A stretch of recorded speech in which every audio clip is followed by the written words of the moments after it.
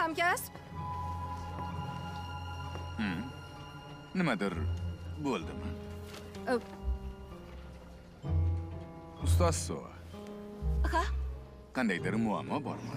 Ay, yurtulki. Nimani nazarda tutyapsiz?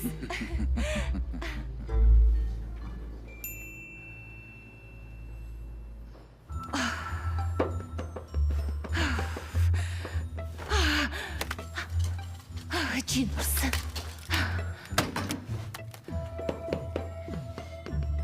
Direktor o'rinbosari. Bu la'nat uyatsiz menga har kuni yeb qo'ygudek qaraydi. Voy, namuncha chiroyli bo'lmasa. Ko'zini o'yib olaman.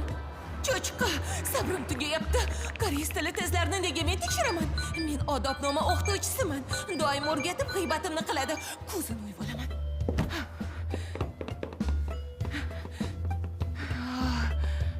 Yozganlarimni ko'rib ko'rmaganga olyapsanmi? Tinchlan, Soshimin. Bu seni sindira olmaydi. Barakalla, sen uddalaysan. Barakalla. Men albatta doimiy o'qituvchi bo'laman. Yana biroz chidasang bo'ldi.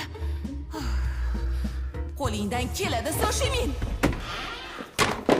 Haligi Soshiminga undan oldin ishlagan o'qituvchi haqida aytib berdingizmi?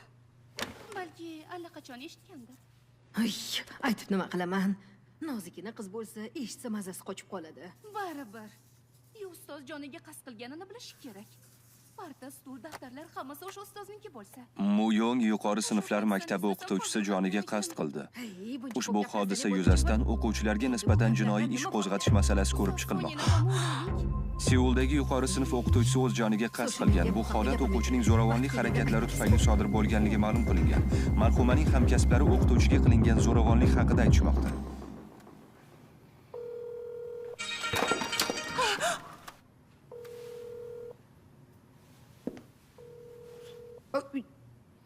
Ustoz So, shu yerdamisiz? Ustoz So.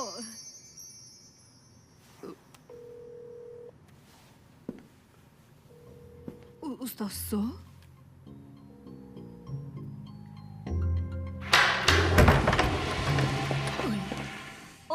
Voy, ustoz. Meni qidirayotganmidingiz? Men biroz charchab quloqchinda qo'shiq eshitayotgandim. Musiqa.